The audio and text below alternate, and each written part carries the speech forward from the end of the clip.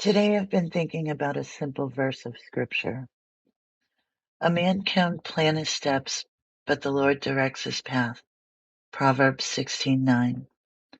And the more I sat with it, the more I felt this quiet nudge that this might be the reminder many people need right now, even if they don't realize they need it. As people, we live from a very limited perspective. We see what's right in front of us. We see change, uncertainty, things shifting in ways we didn't expect.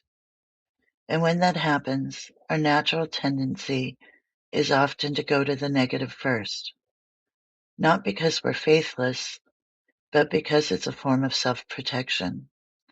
If we anticipate what could go wrong, we feel more prepared. If we name fear, we think we can manage it. I understand that instinct deeply. When I started my healing journey, I had hope, but if I'm honest, it felt impossible. I couldn't see how healing could actually happen. And in that uncertainty, there were moments where my mind went to the worst case scenarios, but because at least those felt familiar, at least those felt controllable. What I didn't realize then was that the greatest effort wasn't going to be pushing forward. It was surrender, letting go of control, especially when control had once been the only form of protection I knew. And here's what I learned along the way. Just because something is changing doesn't mean it's bad.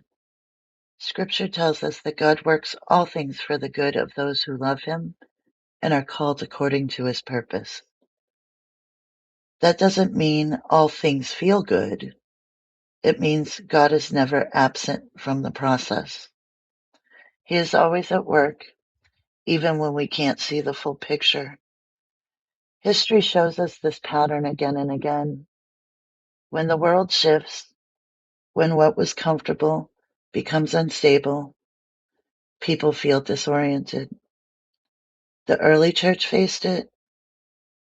Entire eras of history faced it. And we are facing it now, just at a higher degree. But one thing has never changed. God is still God. Scripture doesn't tell us not to plan. It tells us we're not meant to carry the full burden of direction. We are allowed to hope, even when we don't understand the outcome.